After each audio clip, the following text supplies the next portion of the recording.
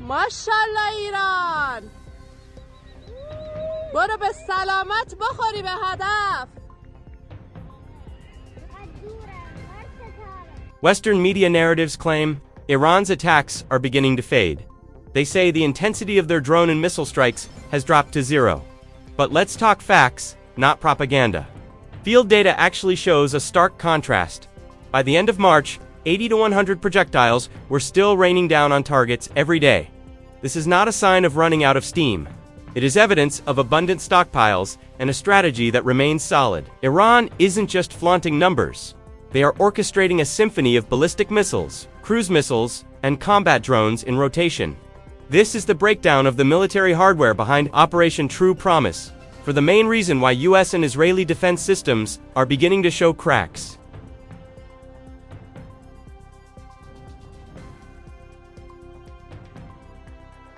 The never-ending war. Initially, this war was predicted to last only a few weeks, but the reality turned out differently. The conflict has continued with dozens and, in some cases, more than 70 waves of attacks. This is no longer a lightning operation, but a protracted war that Iran had anticipated from the very beginning. Iran's strategy is also unconventional. They rely on asymmetric warfare. Attacks are carried out in stages, using inexpensive drones combined with large numbers of missiles to wear down the enemy's defenses. The goal is clear, not to win quickly, but to exhaust the enemy.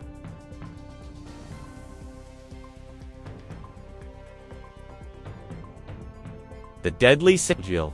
One of the most dangerous weapons used by Iran is the Selgil 2, and this marks the first time since the war began that a Selgil has been launched. The missile immediately became the center of attention. Its trajectory is difficult to predict. It is hard to intercept. It has even been dubbed the dancing missile because its maneuvers confuse defense systems. The Selgil is a medium-range ballistic missile with a range of approximately 2,000 kilometers and a warhead weighing up to 1,000 kilograms. This means it can reach nearly the entire territory of Israel. Another advantage lies in its solid fuel propulsion. This allows for rapid launch without lengthy preparation, while also reducing the likelihood of detection prior to launch. This missile is highly accurate because it uses GPS technology and specialized sensors. In addition, its dive speed is extremely fast, making it difficult even for advanced defense systems like Iron Dome or Arrow 3 to intercept it. Interestingly, during the attack, Iran launched the Selgil missiles just minutes after sunset. This was not merely a military tactic, but also a psychological maneuver. The visuals were dramatic, the pressure was palpable, and the message was clear. Iran still possesses significant firepower. ماشاءالله ایران برو به سلامت بخوری به هدف. Nasrallah strikes. Iran also launched a new ballistic missile called Nasrallah for the first time, an upgraded version of the Qatar. This attack was no mere coincidence. According to IRIB and the Iranian Revolutionary Guard, the targets were strategic Israeli energy facilities, including oil refineries in Haifa and Ashdod. CCTV footage circulating online shows something different. The explosion spread out. It wasn't confined to a single point. This suggests the use of a cluster warhead, though the IDF refers to it simply as falling debris. Specifically, this missile has a range of 700 to 1,500 kilometers. And most notably, it carries several submunitions, each weighing about 100 kilograms. This means a single missile can strike multiple targets simultaneously. The impact? Not only military targets, but also the surrounding area could be affected.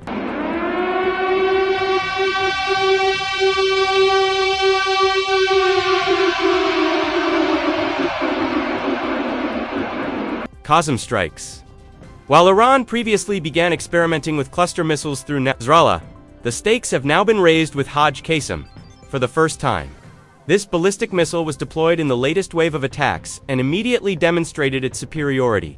With a range of approximately 1,400 kilometers and a 500-kilogram warhead, Hajj Qasem can reach strategic targets, including U.S. military bases in the region. This puts the U.S. under even greater pressure, but what's most concerning is its speed. It reaches Mach 11 to Mach 12, combined with its maneuverability in the terminal phase thanks to its aerodynamic fins. This missile can change course as it approaches its target. This means the harder it is to predict, the harder it is to intercept. The missile is also equipped with a high-precision guidance system, specifically designed to penetrate layered defenses such as Patriot, Arrow, and VOD. And its deployment now is no coincidence. It's a signal.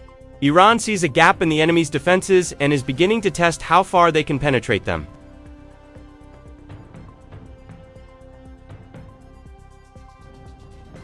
Fatah strikes. While Hajj Qassam has already demonstrated extreme speed, Iran still has one more card up its sleeve. The Fatah 1. This missile has drawn the most attention due to its unique attack characteristics, sits fast, precise, and strikes like lightning. Just as seen during the 12-day war, the Fatah is capable of producing a massive explosion within a very short time after launch. In the latest wave, Iran reportedly targeted the Dimona region, an area known as the location of Israel's strategic nuclear facilities, a highly sensitive target. This attack immediately sparked speculation, not just about its range, but also the technology behind it. There are speculations that the Fatah has been upgraded with a robust protective structure that makes it more resistant to interception, even when facing layered defense systems. This concept is similar to the P-700 Granite missile, which is known to be difficult to intercept. Furthermore, there are indications that this missile was developed with high penetration capabilities. It doesn't just strike, it penetrates. If true, the Fatah could function as a bunker buster, designed to attack underground facilities previously considered secure. And if this is confirmed, it's not merely an upgrade. It represents a major leap in Iran's strategic strike capabilities.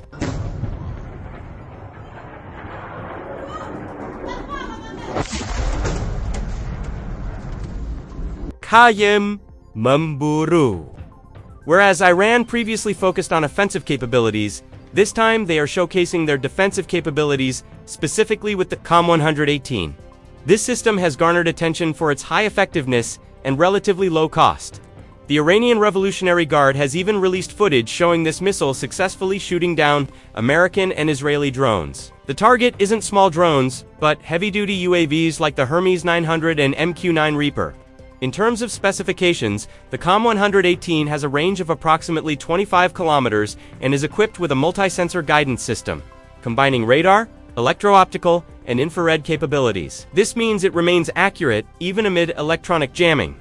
Launched from tactical vehicles using multi-tube launchers, this system is capable of operating in a coordinated manner.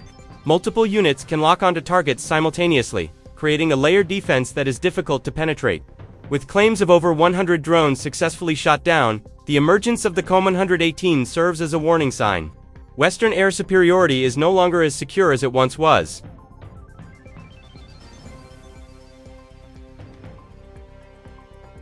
Terror on the loose. Whereas Iran previously relied on cheap missiles and drones, they are now stepping up their game. Terror for the first time. This combat drone has begun to appear on the battlefield, and this is no ordinary UAV. The Terror was developed as a multi-role drone capable of both attack and reconnaissance missions. With a speed of up to 900 km per hour and a range of approximately 1,000 kilometers, this drone is far faster than conventional drones. It's hard to track, hard to stop. Its emergence signals a shift in strategy. Iran is no longer relying solely on quantity, but also on quality and speed. Whereas attacks were previously dominated by low-cost drones and massed missiles, they have now entered a new phase, a combination of speed, destructive power, and high flexibility. And this is placing even greater strain on the enemy's defense systems.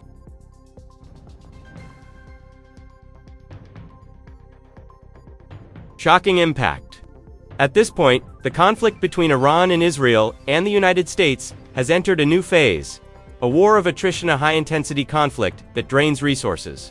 It is no longer a matter of a single major attack, but rather a series of continuous, massive-scale strikes. Casualties on the US side have reached the dozens, as have those from Israel. But this seems to be being covered up because, according to an American nurse stationed in Germany, the number of casualties arriving from the Middle East is far higher than what is being reported. Since the start of the conflict, Iran has launched hundreds to thousands of missiles and drones at various targets, ranging from military and energy facilities to strategic infrastructure. And despite facing retaliatory strikes, Iran's offensive capabilities have not collapsed. Reports indicate that nearly half of their missile launchers remain operational.